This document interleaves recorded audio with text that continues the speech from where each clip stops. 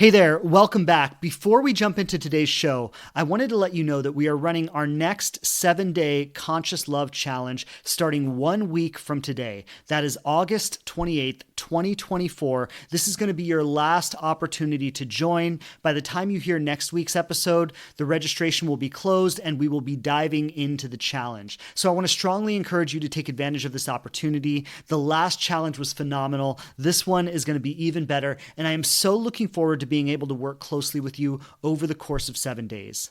I'm going to leave the link to register right in the podcast description below wherever you're listening to this episode. Sign up now. Registration is limited and it's filling up quickly, and I look forward to seeing you there. Welcome back to the show, and let's get started. Hey everybody, welcome to the Conscious Love Show.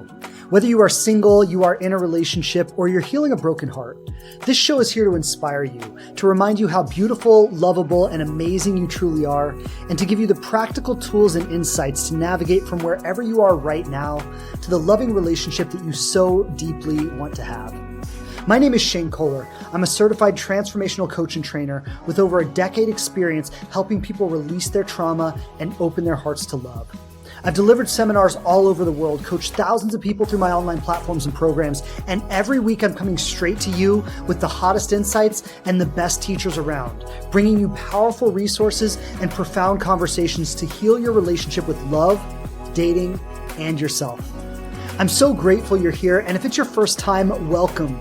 You can count on me to always show up for you with my very best and a commitment to learn and grow myself so I can serve you to my maximum ability. Thanks so much for tuning into the show. I've got some awesome things planned for you today. So without further ado, let's dive in.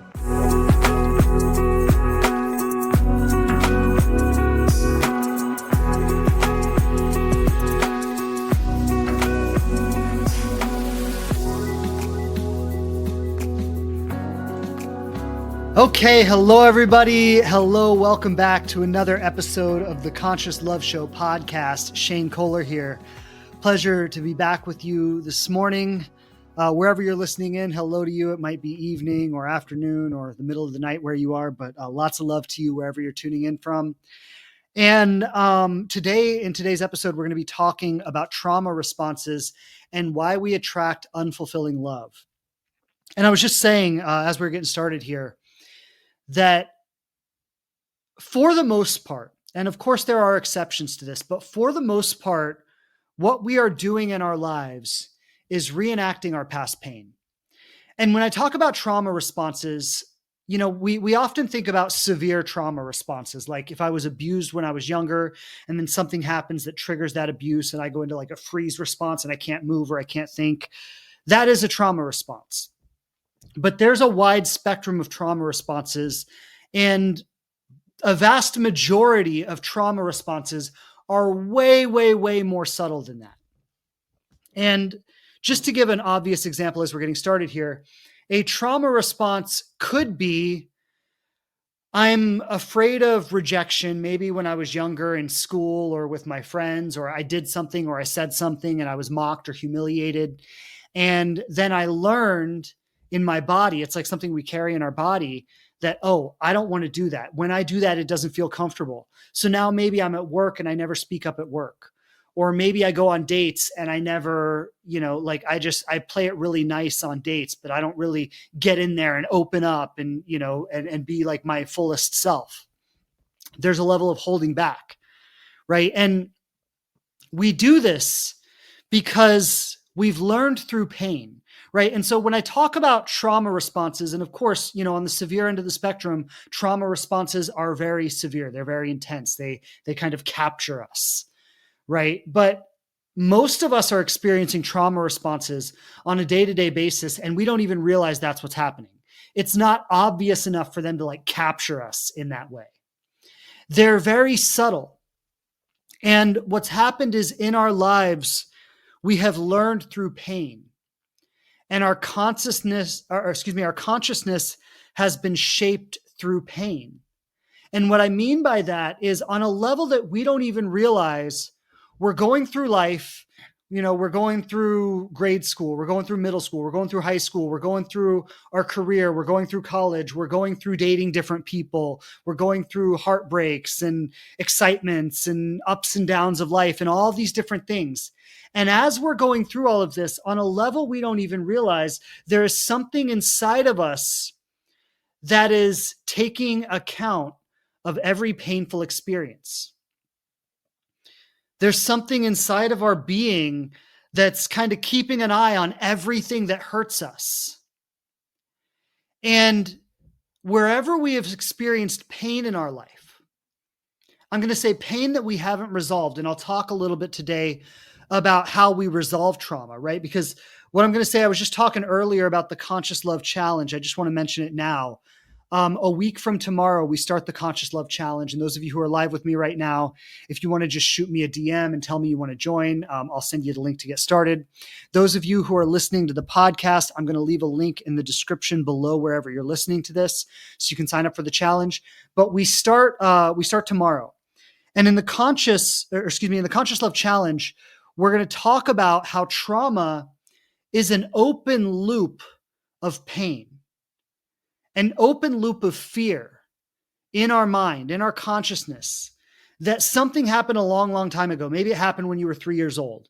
Maybe it happened when you were 13. Maybe it happened when you were 23. But something happened a long time ago in your life that opened a loop in your mind.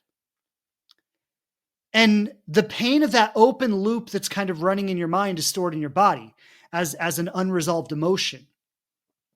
And so you have this open loop in your mind and this heaviness that we kind of carry in our body, like unresolved emotion. And what it does is it causes a kind of avoidance or a kind of protection. And there are 4 basic trauma responses that we're going to talk about in the Conscious Love Challenge, which is flight, fight, freeze, or fawn, right? And these are the 4 basic trauma responses, and varying degrees. And sometimes these are very mild, sometimes they are very extreme. But these are the ways in which we try to protect ourselves or avoid discomfort in our lives. And so there's something inside of us that is taking account of everything that's ever hurt us. Every rejection, every heartbreak, every disappointment, every humiliation, every fear, every letdown. And we are unconsciously responding to the stimulus of life. Whether that's someone we're going on a date with, whether it's someone we're interacting with on a dating app, whether it's our partner of 10 years. We are unconsciously responding to life through these filters of the past. And we are responding in a way that is attempting to protect ourselves from pain. And so I want to start today's podcast with this idea that I see only the past. And so I want you to think about this right now. And this can be difficult to accept. I mean, when I first started, still sometimes it's difficult to accept. But when I first started learning this, it was really difficult to accept. But when you go on a date with someone, or when you're on a dating app, or even if you're in a relationship with someone that you've been with them for 10 years, when you are going through your life and you're having any of the experiences that you're having when you go to work, when you see your family, when you see your friends, you are not actually seeing what is happening right in front of you. You're seeing an idea of the past reflected back to you in what is happening right in front of you. And your mind is using its past filters, this perception. Again, I said that we've been trained through pain, right? We've learned through pain. And so when you show up to any situation in your life, what you're seeing in any situation is really the pain of your past. And you have this filter in your mind that's filtering the situation based on your past, not based on the present, not based on what's actually happening. And it's saying, is there a threat here? And if we see something that is a threat, or that we perceive as a threat, it throws us into some kind of trauma response. Now, again, a lot of these are very, very mild. A lot of these are so mild and so subtle that we don't even realize they're happening. we don't even realize they exist. Now, some of them are very extreme. Sometimes we freeze and we lock up and we can't think, and that's a very extreme version. But most of them are not like that. Most of them are so subtle and so mild that we don't even realize they exist. Now, here's the really insidious part of all of this, is that when we have this filter that's been trained through pain, and we're showing up to every moment of our lives, not seeing what's happening in the present moment, but seeing our past pain reflected to us in the present moment. And we're trying to detect it for threats. We don't actually know what's a threat and what's not, because we're not seeing what's happening. Does everybody get that? We're not seeing what is actually happening. We're seeing our imagination about what has already happened being projected back to us. And so while we're trying to threat detect all the situations of our life, we can't really accurately assess what is a threat and what is not, because we're not seeing it for what it is. We're seeing it for what we imagine it to be. And so we're going through life, filtering every new present experience through our imagination about the past. And it's not the good moments of the past. It's the pain of the past. And to the degree that we do this, one, we're missing out on our life, but two, and probably the worst part of it, is we are actually recreating the past. You see, we think we're avoiding the pain or protecting ourselves from the pain, but we are actually recreating it.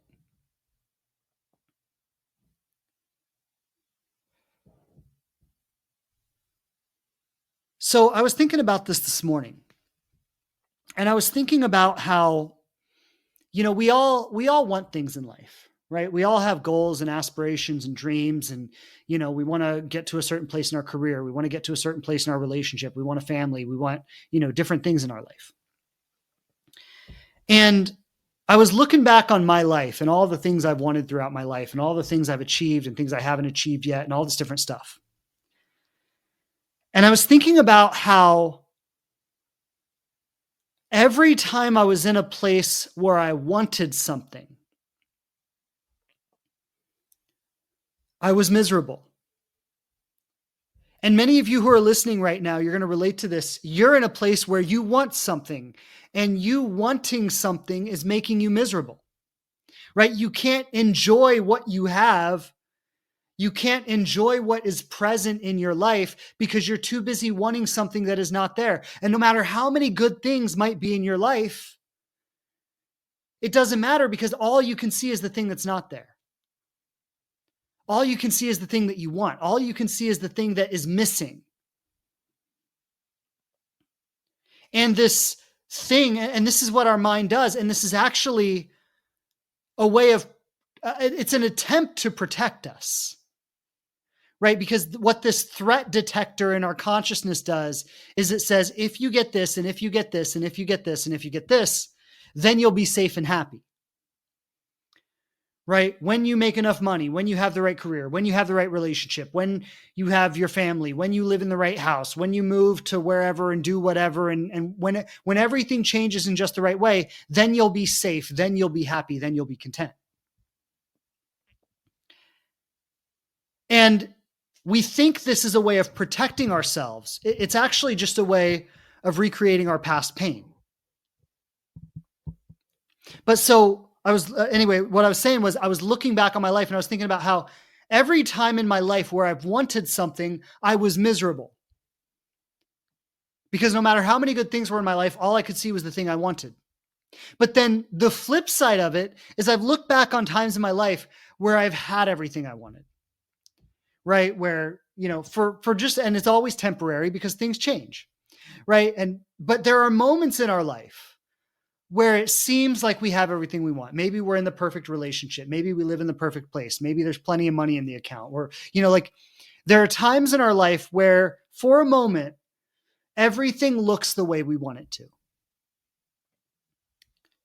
And then what I noticed is in those moments of my life, I was also miserable because I was afraid of losing it all. And you see, there's this awareness that life is change. Like the only constant in life is change. Right. And so even in a moment where you have everything exactly where you want it to be and all the ducks are in a row, there's this underlying awareness where you know on some level that things are going to change. And that doesn't mean that things are going to get bad. It just means that things are going to change because change is the only constant.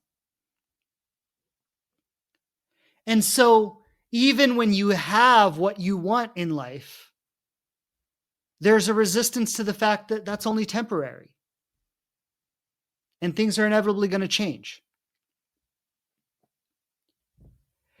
And so we have this filter in our mind. Again, this thing in our mind, and in the Conscious Love Challenge, we'll talk a little bit about the ego. And the ego is really what I'm talking about here. The ego is this protective mechanism that has been shaped throughout, very early times in our life. And then it's developed and gotten stronger throughout our lives. Right. But the ego is like this protective mechanism that we all have. And it starts when we're very, very young. I've used the example before where, there's a certain age where children get to, it's like 2 years old or something, where all of a sudden they're like, I don't want to share my toy. Right. No, this is mine. And you can see, like, even in a very young child, the ego starts to develop and they start to grab a hold of a toy and they don't want to share it because their ego has attached to this thing. Like, this is giving me safety. This is giving me identity. It's giving me something to hold on to. And if you take it away from me, I don't feel safe anymore. Right? That's a very primitive version, but that's the ego developing in even a small child. And then as we get older, it just gets more complex and more dramatic and more wild and crazy. But this ego is this part of us that is constantly trying to keep us safe. And the thing about the ego is it never allows us to be happy. Because the ego is trained through fear, and the ego says, you either need something that you don't have right now, or you have everything you need and you're going to lose it all. And so it doesn't matter whether you have everything you want or not. This traumatized way of living always makes us unhappy. And so when we talk about healing, and in the Conscious Love Challenge, what we're really looking at are the healing methods that lead us to conscious love. Right? So what I'm going to be doing over the course of 7 days is I'm going to be guiding you in a set of healing practices that lead to conscious love. And when we talk about healing, what we're talking about is the release from fear.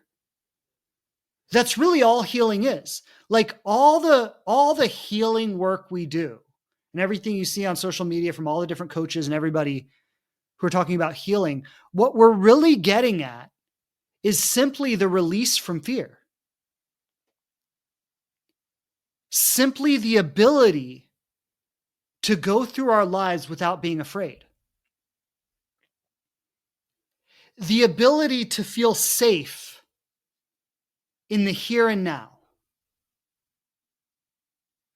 Without looking at this moment and finding what's missing from it and saying, well, I can't be happy and I can't be safe because I don't have X, Y, or Z. Or without looking at this moment and going like, it's going to be taken away from me and I need to hold on to it. The ability to be in this moment and flow from this moment into the next moment and into the one after that and into the one after that. And to be peaceful in each moment, to be in a state of acceptance in each moment as I move through my life. To move through my life with a level of grace, a level of ease, a level of trust, a certain awareness that I am in the perfect place, like I am right where I'm meant to be, and my journey is unfolding perfectly. And even as I say that, I want you to observe the resistance that you might have to that idea. When I say, I'm exactly where I'm supposed to be and my journey is unfolding perfectly. And I'll bet for so many of you, if not all of you, and this is me too, I'm not just pointing the finger, right? This is all of us. I'll bet your mind goes, I'm not where I'm supposed to be. Look at what's missing. Look at this. Look at that. Look at all these things that have gone wrong in my life. I still don't have this, or I still don't have that. And you see, we actually believe that that's true. That's the problem. We actually believe that that's true rather than recognizing that that is a fear-based belief system that is always keeping your joy and your happiness one step away. And so here's what happens in relationships. Now, so far, I've just been kind of breaking down the structure of the belief system, right? It's trained through fear. It's never satisfied. It's always looking at what it doesn't have or afraid that it's going to lose what it does have, right? This is the structure. And here's what happens in relationships. I saw a comment earlier. Somebody said that our ego will often choose a familiar hell versus an unfamiliar heaven. You see, this protective structure, and I'm calling it the ego, but it's this fear-based part of ourselves that is always trying to keep us safe. It's always trying to protect us. And it's very primitive, right? It's not enlightened. It's not, highly aware. It's a very primitive part of ourselves. And it perceives change as dangerous and familiarity as safe. So many of us, when we seek love or when we seek relationship, we are seeking what's familiar.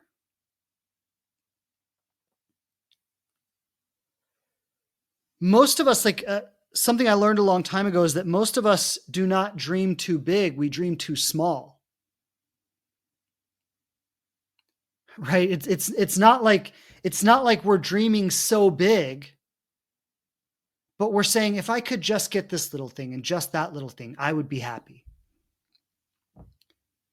And it's actually not true, because as soon as you get those little things, you'll be looking at what's missing. But when we look to relationship or when we look to a partner, we are often not seeking the optimal experience of partnership. Most of us don't even believe the optimal experience of partnership is possible for us. We are seeking just enough. There's a way of taking what's available and trying to turn it into what we want it to be. So many of us cling to relationships that are not meeting our needs, that are not what we want. People who don't cherish, people who don't respect us, people who don't honor us, people who don't love us. Or they might do those things in a general way to a small degree, but they're not really ready to step up and create the ultimate dream with us.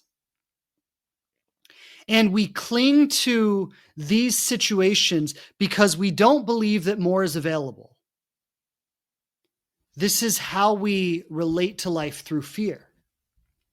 You see, if we weren't operating from this fear-based system, we would be able to easily let those things go, those people, those relationships. If we really understood how worthy we are, if we really understood kind of the magical essence of life and how life actually works, we would be able to let go easily what is not for us and trust that what is truly for us would make its way into our lives.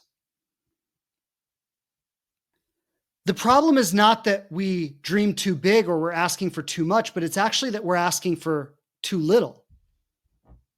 And we're clinging to things that are actually not meant for us. Because based on our past, we say, this is all I can hope for. This is all I can have. And we're tuning into subtle cues. You see, a lot of people will say they experience the same patterns in relationships over and over and over and over again. Right? I attract the same kind of people with a different face, but it's the same kind of person. I get out of one relationship and into another relationship, but it's basically the same relationship. And we are actually tuning in to subtle cues that reflect our past. A lot of times when we meet someone who doesn't reflect our past, what we say is, I'm not attracted to that person. We're looking to feel something. And that thing that we often are looking to feel, like we describe it like, I want the butterflies in my stomach. I want the unpredictability, the uncertainty, the excitement. Like a lot of times, the thing that we are saying we want to feel is actually anxiety. For a lot of us, that thing that we want to feel is the feeling we had when we were very young and we didn't feel safe. And maybe that was in your home with your parents. Maybe that was at school, right? But we're looking for that old familiar feeling again. I want to feel the same way. I want to feel the same way I felt with my first boyfriend or my first girlfriend. I want that intensity of being in love.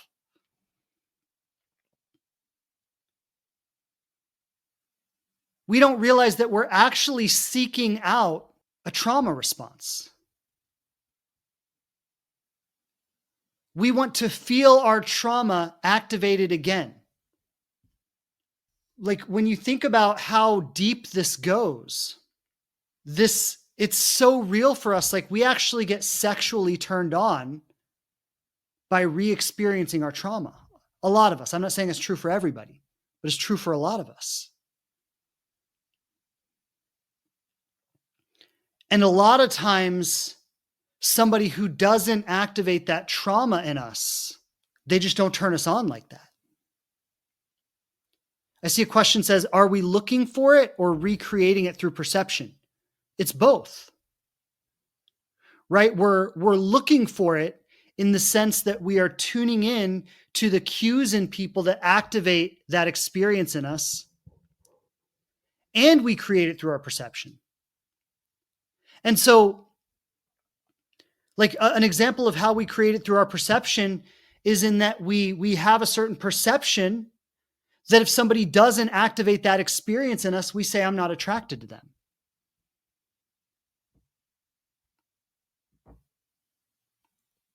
Or we'll get into a relationship and then start to find everything wrong with it. Right? There's a certain way where even if the relationship did have potential or it was safe to a degree, we make it unsafe because we get involved with someone and it's all great in the beginning. It's all great in the first, couple of days or couple of weeks or whatever. And then what starts to happen is we start to find things wrong with it. We start to say it's not enough in this way. It's not enough in that way. It's not enough like my last relationship. We'll romanticize past experiences and say that my last relationship was better because of X, Y, and Z. And this person doesn't do for me what my last partner did. They don't make me feel the way my last partner did. And there's a kind of selective remembering that forgets how toxic or destructive the last relationship was. And we just focus on how this person doesn't make me feel the way that person made me feel. And we don't even just do this in relationship. We do this in our lives. Like we'll look at our lives and be like, I was happier at another time in my life when things were different. And we'll forget all the days that we cried ourselves to sleep during that time of our life. And we'll just look at the things that were good about that time.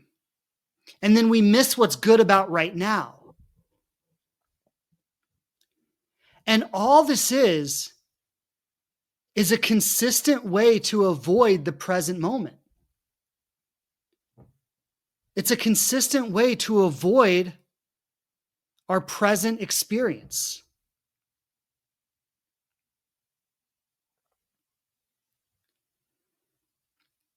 So I mentioned earlier that healing is simply the release from fear. And when I talk about fear, like one of the best definitions I've ever heard of fear is that I'm afraid I'm not going to get something I want, or I'm afraid I'm going to lose something I have. Right. And I talked about this earlier, right? Where, when we want something, we're unhappy. And then when we get something, we're unhappy because we think we're going to lose the thing we got. And fear, it doesn't matter what your life looks like. Fear can be projected onto anything. And so healing is just simply the release from fear.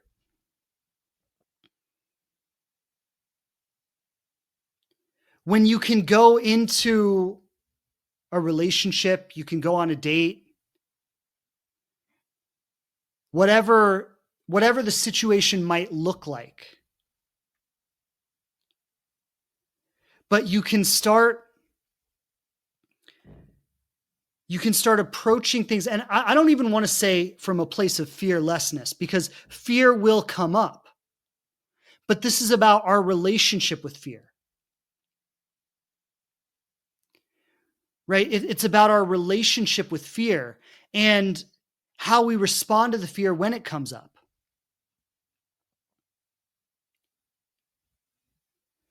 And so, for example, a lot of us get involved with someone, let's say it's a familiar person with a familiar pattern from the past. Right? It's a similar kind of situation that we've been in before, similar types of feelings, similar types of unpredictability. Many of us, if you're anxiously oriented, if you tend to have an anxious attachment style, then you probably have a pattern of chasing love. And you are probably attracted to avoidant types of people. And this is something that happened when you were young. Right? When you were very young, you learned to be attracted to, or I shouldn't even say you learned to be attracted to, there was a pattern of avoidance in your childhood. Right? And maybe it was through your parents, maybe it was in other ways, but there was a pattern of avoidance in your childhood where you always had to practice that. You always had to act that out. And so this is something that goes way, way back for you, where you've learned to chase love. And so if you have a pattern in your life where you've learned to chase love, then what's going to happen is you are going to be attracted to the feelings of chasing love. Right? You're actually going to be it's actually going to turn you on when someone makes you chase them, when someone is unavailable. And then when someone is really available for you, when they're here, like, hey, like it's going to be a turnoff. You're going to feel that that's dull. You're going to feel that that's boring. It's not going to excite you. Because see, what you're chasing is the feeling that's familiar to what you felt in your past.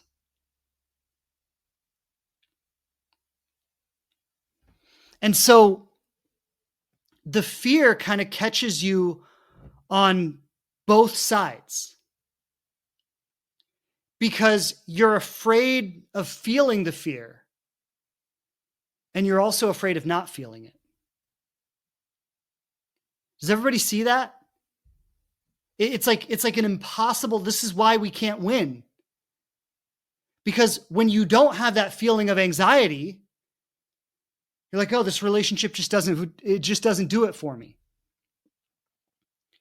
But then when you do have the feeling of anxiety, you're constantly, perpetually in a cycle of feeling unfulfilled. And so there's just no winning in this. There's no There's no fulfillment in this. The goal of the pattern is to perpetuate the pattern. See, most of us think when we sit around and we're unsatisfied in our lives and we say, if only I had the perfect relationship, I would be happy. If only I had X, Y, or Z, I would be happy. If only things looked different, if only, I would be happy. Most of us think we are actually trying to make ourselves happy. This is what I really want everyone to see today is you're not trying to make yourself happy when you do that. What you're doing is you're trying to keep a wounded pattern alive.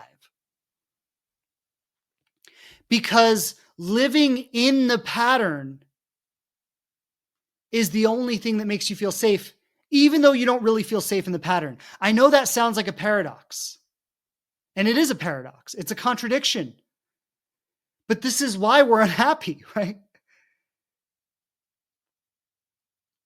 Because the only way I know how to live is within this wounded pattern. That's the only way I know how to live. I don't know how to live outside of that pattern, and yet the pattern doesn't make me happy. The pattern is not fulfilling for me. But I don't know anything else.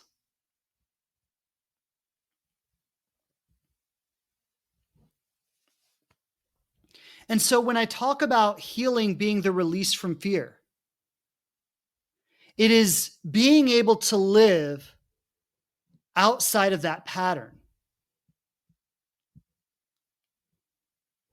The healed state is when we can learn to no longer operate in that pattern.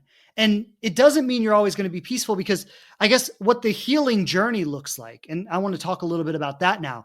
The healing journey is the journey of kind of working this out. Right? The healing journey is the journey of going from being stuck inside of this pattern to being able to operate in a different way, being able to operate outside of that pattern. And the healing journey is everything that happens in between. And so I mentioned earlier that the fear is going to be activated, and it's really about how you respond to the fear. Right? It's about how do I respond to the fear when it's activated so that I can learn to operate outside of it. And like something I want to say is this isn't something you're going to learn in a day. Right? It's not something you're just going to read a book or listen to a podcast and like, oh, I got it. Now I know how to do it. Right? This is a practice of consciousness. It's a practice of presence. And so what it really is learning to surrender into the present moment. Learning to find a state of acceptance in where you are right now. And to have peace with where you are right now. And I want to just invite everybody who's listening, just notice even right now, if you just check in for a moment, notice the thoughts in your mind and notice the feelings in your body. And notice how not peaceful they are. Like, can you identify that?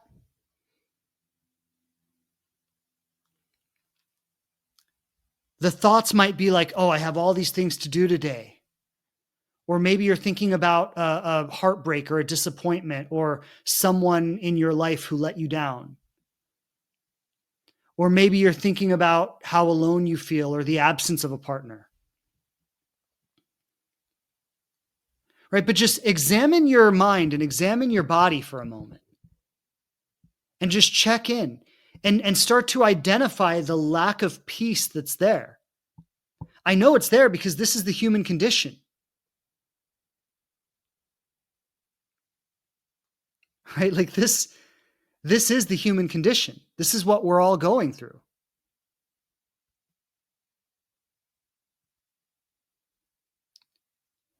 Now, I just see this comment from Bex. She says, I can't even call my boyfriend babe. I'm triggered so quickly, right? And so there you go. That's an example. That's a thought. I can't even call my boyfriend babe. That thought steals your peace. And then how does that thought feel inside your body? Feels like tension. Maybe you feel sick to your stomach. Maybe you feel like you can't get a deep, full breath. Right? Like just notice there's the thought, and how does that thought feel inside of your body? Feels uncomfortable. Yeah. And then so we're constantly like running from the present moment. We have this mind full of thoughts that is saying, I need this, I need that, I'm not getting this, if only this, if things would change, if I could just have this happen, if I could just call my boyfriend babe, if I could just whatever, right? Whatever the form it takes. And then it's constantly creating a state of dis-ease in our body. I use the word dis-ease, break that into two words, dis-ease. Right? There's a disconnect from my ease. And then if you live in a state of dis-ease for long enough, it creates disease. We all know how that works. And so we're constantly running from the present moment. And this is a trauma response. Right? Again, I want to take it back to when you were very young. You didn't feel safe. Maybe you didn't feel safe in your home. Maybe you didn't feel safe at school. Maybe you didn't feel safe with your parents. Maybe you didn't feel safe with your friends. Like maybe something was happening that you weren't safe. But when we were very young, we start developing this pattern. I'm not safe in the present moment. I need to get out of it. I need to escape it. And all of these ideas we have about when I get this, when I get that, when everything happens and everything gets better.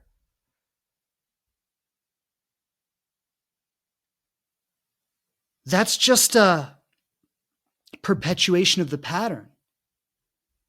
It's not really a solution. And so the solution is to be where you are right now and to learn to feel safe where you are right now. You see, the solution is actually to drop all of our plans and designs of when we're going to get there, how we're going to get there, by what time, in what way. If I do X, Y, and Z, then I'll get to A and everything will be okay. Like it's actually to drop all of that. And I'm not saying that you don't have goals or aspirations, right? You might have things you're working towards in your life, but you work towards them in an effortless way. You just get up in the morning and you do what the day calls for without worrying about, is it going to amount to everything? Is it going to get me where I want to go? And most importantly,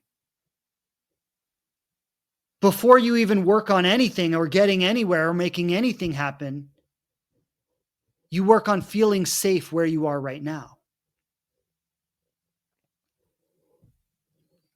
And so how does this work? I talked about healing being the release from fear. And I talked about a journey from a state of always trying to escape the present moment to a state of feeling safe in the present moment. And the healing journey is the journey from the one place to the other. So what happens on this healing journey? Now, there are many tools and practices and methods. And I just want to throw this in there again. We've been talking about it today. Is a week from now, I'm leading the Conscious Love Challenge. And if you're live with me today and you want to join, just send me a DM. Let me know you want to join and we'll send you the link. But we're going to be talking about many of these modalities and practices and healing methods during the course of the challenge. Over the course of 7 days, I'm going to guide you through a lot of these.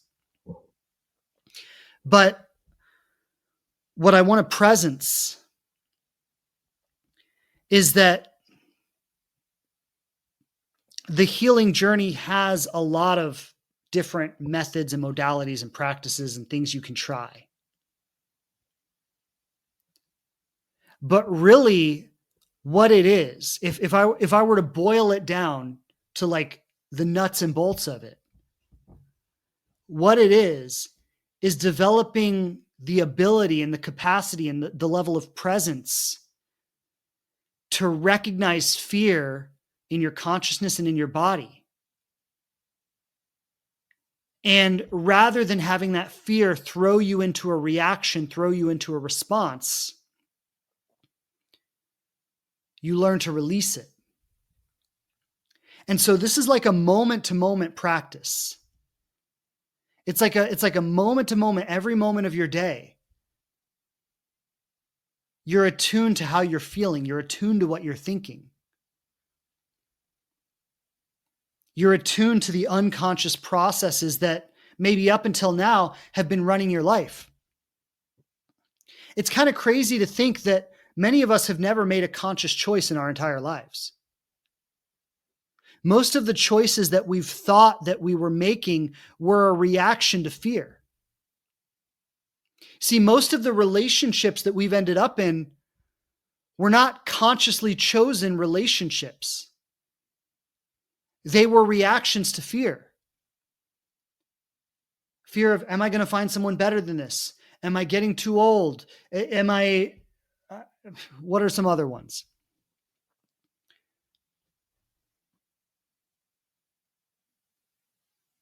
You know, these different forms of fear that are just always being fed to us.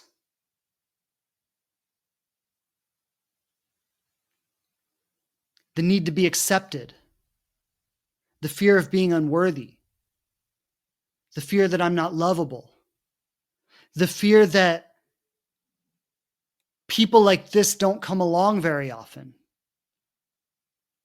And so I've got to cling on to this because it took X amount of years to find this. And if I let this go, how long would it be until I find something else?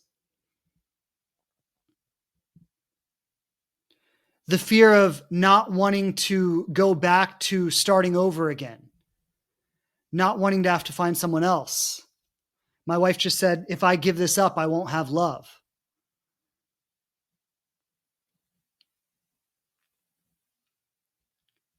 This is the best I can hope for.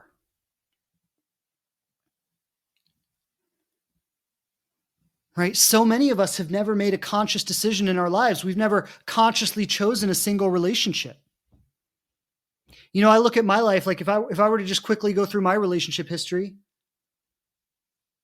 my first girlfriend in high school, the first person I fell in love with, which, you know, when I talk about falling in love, I see now it was like an intense addiction to like trying to escape my wounding.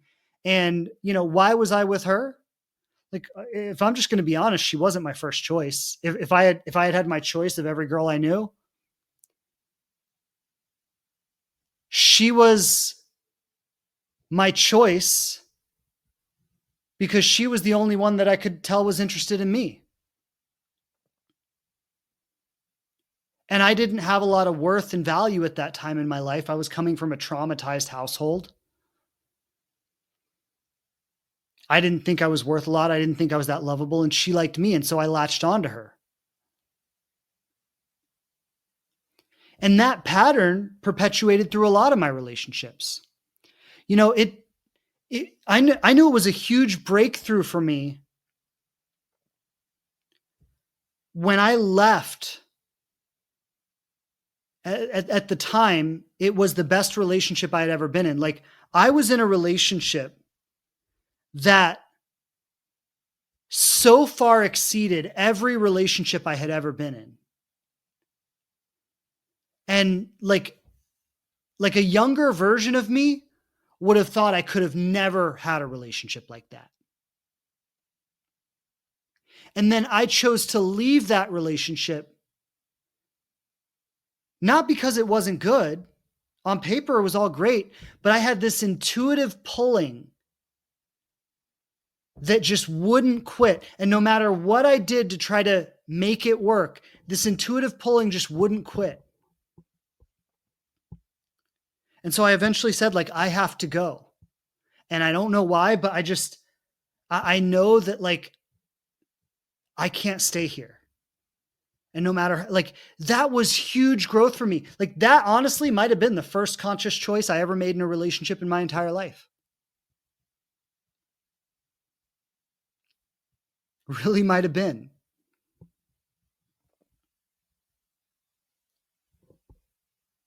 But up until that time, all of my choices were driven by my fear. It was an amazing experience, and like, let me say, I had fear around leaving that relationship. All those same thoughts were there. Like, I've never had a relationship this good. Am I crazy to leave? Like, all of those thoughts were there. But I had gotten tuned into something greater than fear. And I had developed enough trust to follow that.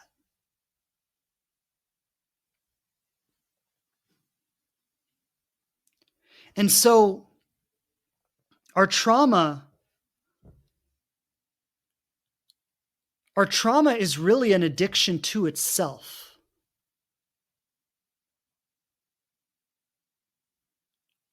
And what I really want to presence today, and this is going to sound too good to be true to a lot of people, and I totally understand that. But everything you want in your life will come to you if you stop trying to get it. And I know that's a bold statement. I know that's a bold statement. I see a lot of questions coming in. I'm gonna circle back to questions. I just want everyone to know I'm gonna get to them. Everything in your life is gonna come to you if you stop trying to get it. And again, that doesn't mean that you don't get up every day and you do the important things that you know you need to do in your life. But trying is not an action. Trying is a state of being. You see, you know what the state of being feels like. It's that state of being that feels tense and hard and scary, and like you're about to miss out on something, and like you're grasping at whatever you can get to try to make it happen. And most of us don't realize, like, we think that living in that kind of hard, tense state of being is the way to get what we want. We think if I just push through it and I just try hard enough, I'll eventually get what I want. And what I want you to know is that even if you get what you want in that way, you won't want it when you get it. Because that state of being needs to be dissatisfied. That state of being needs to be unhappy. And when you can be happy and at peace and feel safe where you are right now, regardless of how things look, everything that you want is going to come back into your life.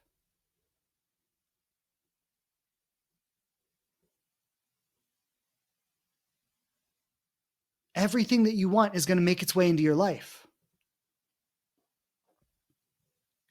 Because the state of relaxing and being safe in your body in the present moment and being at ease in your life is the state of receiving.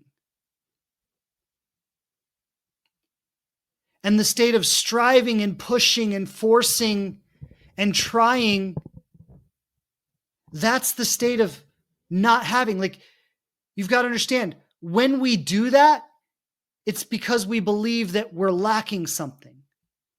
And the state of lack will always perpetuate itself.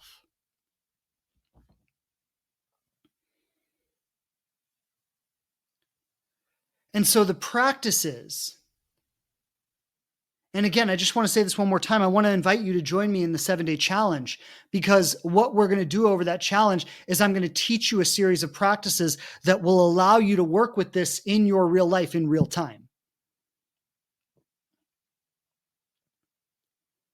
But the practice is to start to recognize all of the way that trauma is showing up in your life.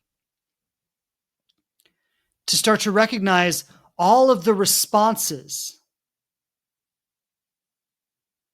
that are being activated inside of you.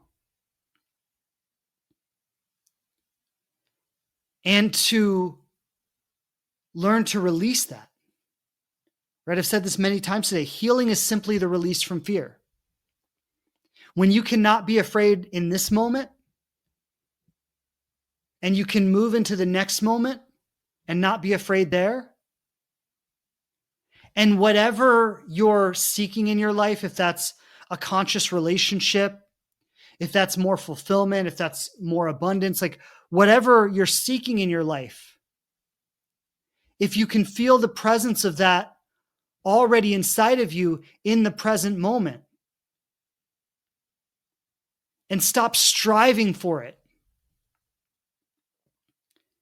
and you can ease your way into it, that's how it becomes available. Thanks for tuning in today. And if you enjoy the Conscious Love Show, there are a few things you can do with just a few seconds of your time that will really support us in being able to continue bringing these messages to you every single week, completely free of charge. The first thing you can do is give us a 5-star rating on one of the major podcast platforms. The two most popular for this show are Apple Podcasts and Spotify, but you can leave a rating on any platform where you listen to this podcast. And if you'd be willing to take just an extra moment, you can write a few words about the show and share with people how it's touched you and the difference it's made in your life. That will go a very long way in supporting our show. Possibly the biggest thing you can do to support the show is share it with someone that you know can benefit from it. If you get a lot out of it, it's very likely that a friend or loved one of yours will too. And I appreciate it so much when people share the show. If you wanted to take the extra step, you could post a link to today's show on your stories or socials and help get the word out in that way. If you'd be willing to take just one of these steps today, I would appreciate that so much. And I want to say thank you in advance for caring about the show and being willing to support it. Thanks again for listening today. Your presence here means everything to me, and I hope you continue joining me each week for many years to come. Lots of love, and let's get back to the show.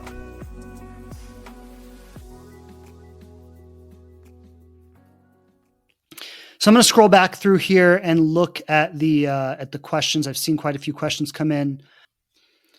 Michelle Dawn is asking the question, how do I get rid of the constant physical feeling of tension from years of living in survival mode, even though I now know I am safe?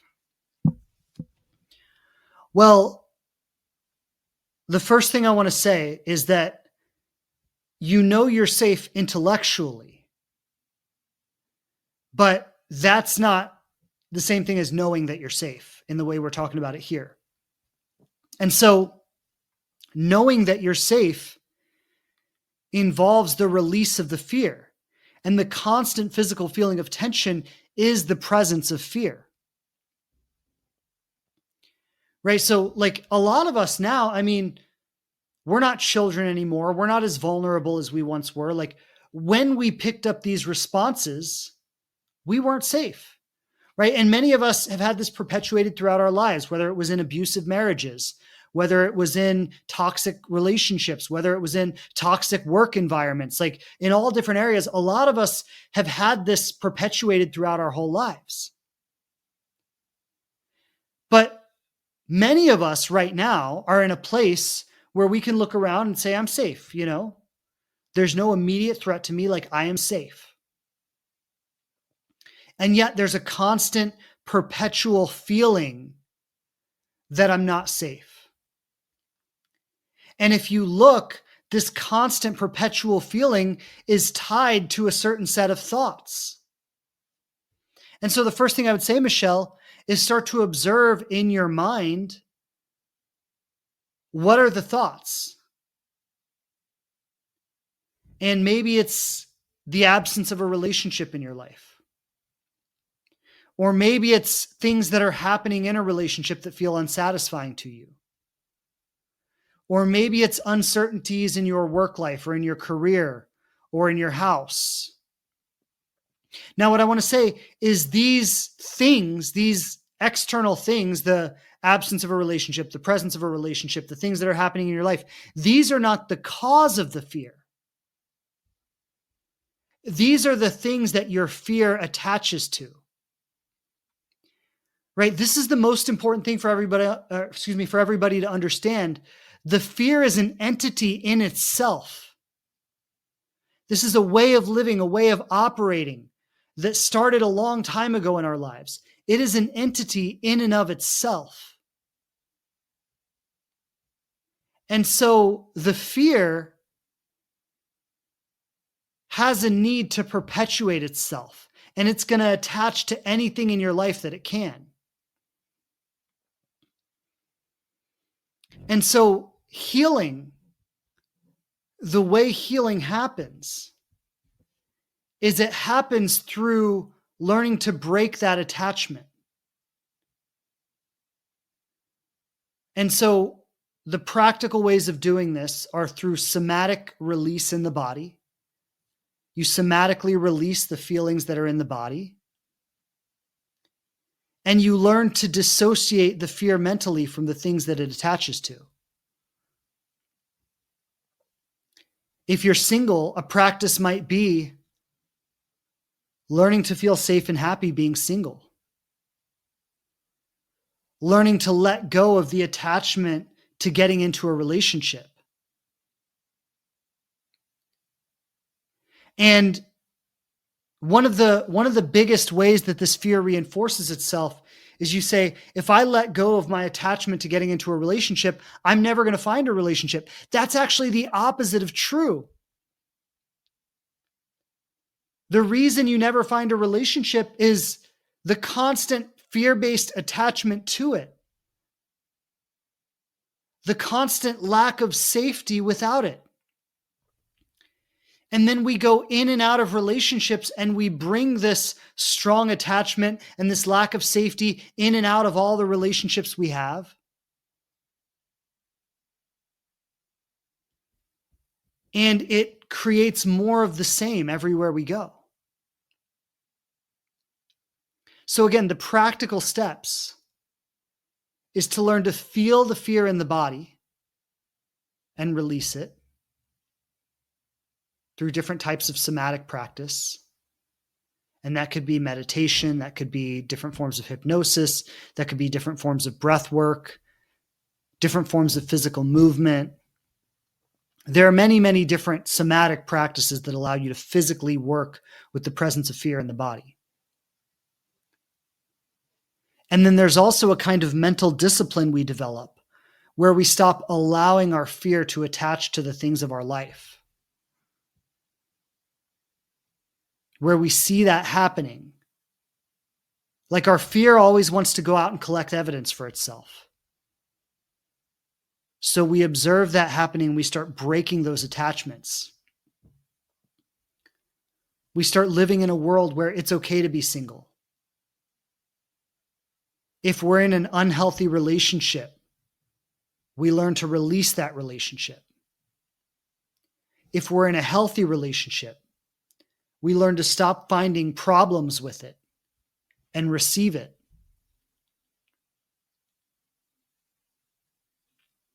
We stop allowing our fear to color the world around us and tell us that it's not safe or it's not enough. So great question, Michelle. I hope that supports you. Yuri says, how to believe in someone that used to be a player a year ago, and now he says he is different and shows it with his actions. Okay, so this is a great example, right? Even in that question, you're not in the present. You're in the past. And I get it. Like, I want to say, like, I totally understand. I'm not criticizing that. I'm just observing it. He used to be a player a year ago. I mean, like, let's first even break that down for a moment. The fact that he used to be a player isn't even necessarily true. Like, we could say the facts are that he did certain things, he had certain behaviors, he had certain relationships. Characterizing that as being a player is even an interpretation based on your own past and your own wounding. Does everybody understand what I just said there? I know that might be a little confusing, but it's like the fact is he had these relationships. He took these actions. He did these things. When you observe that and you say he's a player, that's you projecting your fear and your wounding onto the situation. You're putting him in a box of who he is as a human being. You're saying he is this thing versus just saying, oh, at a certain time in his life, he made certain choices. Now he's making different choices. That has nothing to do with him and who he is. That's you observing his behavior through your fear and finding reasons to not feel safe in the relationship now. Now, again, I'm not saying you should be naive. I'm not saying you should be stupid. But how do you believe him? Well, you believe him by releasing your own fear and living in the present moment. You see, what I really want to illustrate here is this is not about him. It's not about what he's done before. It's not about what he's doing now. This is about your inability to feel safe in the here and now. And that chronic fear, which is a trauma response, right? That chronic fear that has been a thread that has gone throughout your whole life. I'll bet if you look, the same way you feel about him in terms of not feeling that it's safe or you can't trust him, I'll bet you felt that same way in every relationship you've ever had. And the reason for it in past relationships may have been different, right? In past relationships, you may have said, well, this was the problem and that was the problem and something else was the problem. In this relationship, you say he used to be a player and that's the problem. But what you'll notice is the fearful experience is consistent through all of the relationships.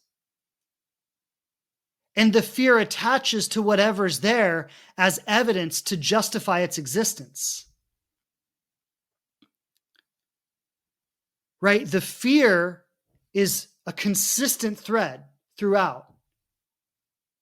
And it will attach to anything it can to justify its existence. So very similar to what I said to Michelle with her question earlier, right? You've got to break the mental attachments. Stop judging him based on his past, which is a protective mechanism that you are using to try to make yourself feel more safe. You experience the present moment. Now, if there's behavior in the present moment that is not acceptable for you, you've got to say, that's not acceptable for me. We need to talk about this. I'm not going to tolerate this. I'm not going to accept this. I'm not going to allow it. But you break the mental attachment to every shred of evidence for why you can't trust him. You somatically work with the feelings that are present in the body so you can release them. Again, this is all about feeling safe. And I want to even take it one step further. Maybe that same behavior is going to show up in him again. Like, I don't know the guy. It might. But even if he exhibits that same behavior, that doesn't make you less safe. If you recognize the behavior, you say, this is a deal breaker for me. I'm not going to allow it. I'm going to leave this relationship. You see, this is the thing, is for the most part, and I understand there are exceptions to this, but for the most part, we are always safe. We're not afraid of real threats. We're afraid of feelings. We're so afraid that person is going to leave. And like, I get how hard this is. I mean, I have been through devastating heartbreak. Like, I know what it's like. But we're so afraid that person is going to leave. And when that person leaves, what happens? You feel something. You might feel it for several months. You might cry a lot. That's all that happens. The fact that you feel a strong emotion and you have to deal with that for several months and that you cry, that doesn't mean you're not safe. The trauma response is not the sadness that happens when you experience a heartbreak. The trauma response is not grief. The trauma response is you thinking that you can't experience sadness and grief and constantly trying to protect yourself from it. Constantly trying to live in a world where you predict every possible thing that could go wrong and make sure none of it ever touches you. That's the trauma response. Feeling sad when a relationship ends, that's a normal human emotion. That's part of life. None of us are going to make it through this life without experiencing that sometimes. This is life. It's the ups and the downs and everything in between.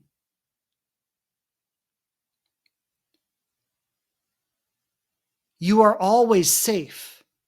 And when you learn to stop trying to protect yourself, you will realize how safe you are. So lots of love, Yuri. That was a great question. That was an excellent question. So this question is from Jadette145. She says, what about married men and being caught in the cycle where they want us but can't have us? Okay, awesome question. Awesome question. Now, first of all, I want to say that how someone else feels about you is not your concern. So if there's some married man who's attracted to you and he wants you but can't have you, that doesn't really matter to you. It only matters to you if you're entertaining that person in some way. And if you're entertaining that person, like, you got to really check in and look at why. Like, there is some form of fear driving that decision. And that's really what I want you to understand. Like, if you are entertaining that person, you've got to recognize, like, here's someone who wants you but can't who wants you but can't have you. He's married. He's committed to someone else. Like, he could never, at least not right now, be the person you want him to be. He's got some stuff to work out. He's not honoring you. He's not even honoring his wife. Like, look at, the obvious toxicity of the situation. I don't even need to go into that. But now here you are in such an obviously toxic situation, and you're ruminating about it and you're wondering why is, all the thoughts and all the feelings associated with it. And like, I say this with a lot of love, like, no judgment here. I dated a married woman when I was younger, and it was a fucking nightmare, like it always is. But I just want to say that to say, like, I get it. I've been there. I'm not judging. But you've got to look at what's happening. Like, what forms of fear are tying you to this person? This is a trauma response. When you could drop this person, get them out of your thoughts, get them out of your heart, move on with your life, go find someone who's available. I see your comment. You say he's an old love, so it's hard. Well, I say this with a lot of love, hon. You are making it hard. And you're making it hard through it's through everything I've been talking about today, but this is what I want to point out. There's something in you that would rather perpetuate this drama than let it go and seek what you actually want. I was talking earlier about how we always accept, or excuse me, not that we always accept, but I was talking about earlier how we often accept less than we deserve. Right? It's not that we're asking for too much, we're asking for too little. right? You see, you deserve someone who can be fully available and committed to you. And that's out there. It's possible. I see it happen for people I work with all the time. Happen for me, happen for my wife. I mean, I just see it happen all the time. It's out there, it's available. And you could really get clear about having that. You could really get clear about the kind of standard that you want to have in your life and stop accepting less than that. But there's something in you that is addicted to these kinds of cycles of dramatic, unfulfilling dynamics. And what I've been talking about all day today, and I just want to illustrate it here,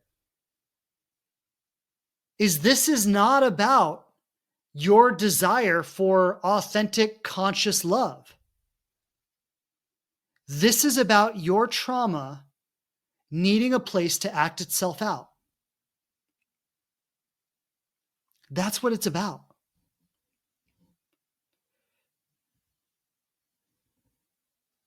There's something, and I see you say your husband left you, and I'm sending you a lot of love. And I that's heartbreaking. I get that. And maybe that is a part of the trauma. Maybe your husband left you, and I don't know. I'm just throwing things out here. But maybe your husband left you. And because your husband left you, you feel I'm not good enough. Everybody's going to leave me. I'm never going to find anyone who's really going to stay. I'm never going to find someone who loves me for who I am.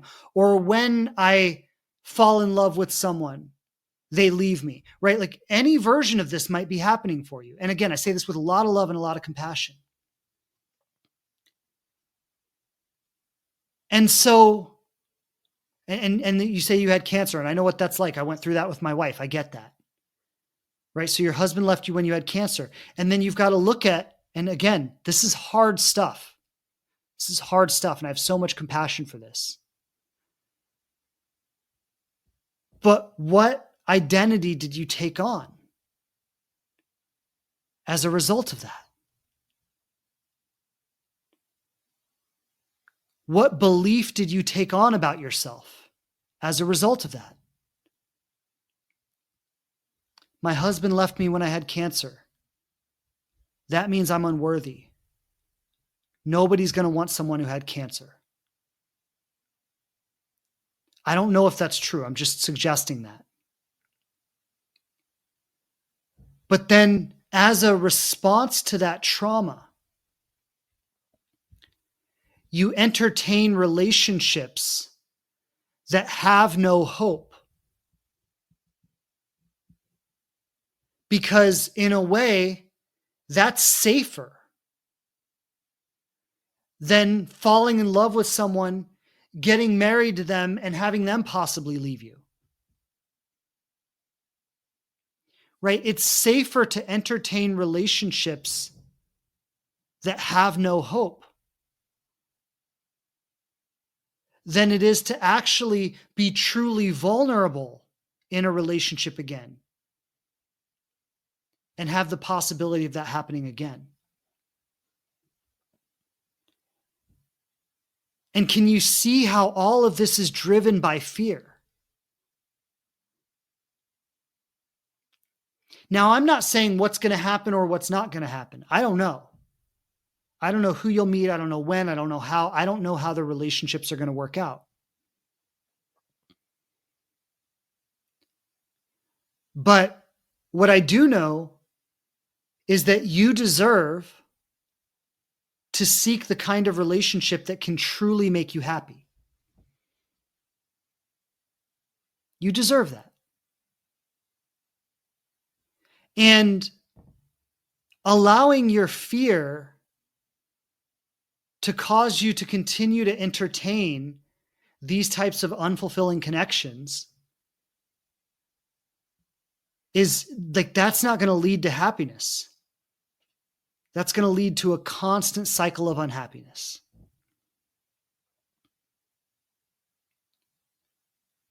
And eventually this person will fall out of your life for one reason or another, and someone else will replace them, and it'll be the same thing, same dance, different person. And this cycle can just play itself out over and over and over and over and over and over again. And I see Leisha saying, don't skip the grieving process. Yeah, there's probably some grieving to do. Right? There is, no doubt.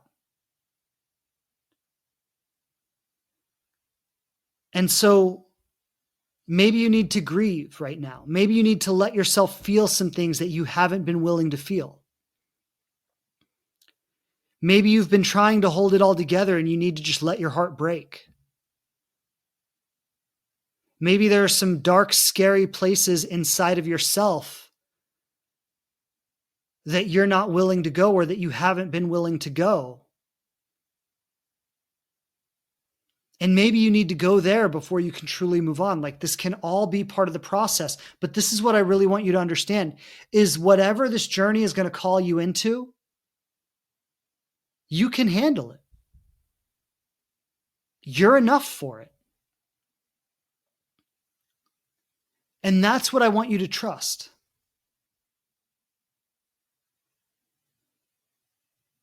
Cutting ties with this person, just saying, look, you're married.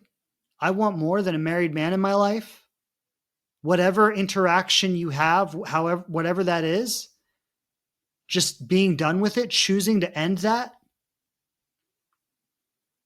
and grieving that loss.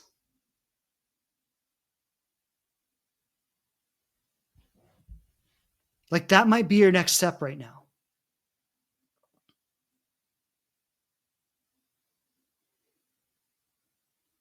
And so what I want to offer you today is that wherever you need to go in your process, you are enough to go there. And you say, I do trust, I'm just scared. Well, fear is like the opposite of trust, right? When you're afraid, that means you're not trusting. But the solution is courage. And it doesn't mean you're going to have perfect trust in an instant.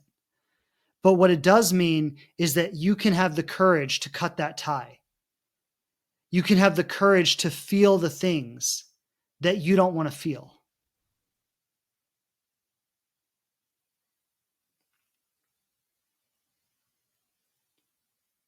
And you can go through every phase of that process.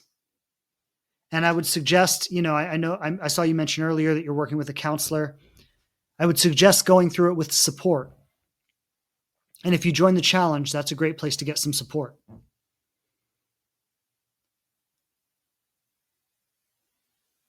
But courage is the willingness to face the fear.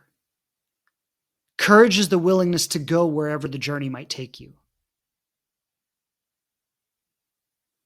And so you can find in yourself the courage to cut the tie, to grieve the loss of your husband, the loss of this person, whatever loss you've experienced in your life. You can find in yourself the courage to reach out and get support. You can find in yourself the courage to feel worthy, the courage to believe you could have more, the courage to not settle for less, the courage to feel the loneliness and the pain and everything that you're trying to avoid or protect yourself from. You can find in yourself the courage to face all of these things. And as you do that consistently,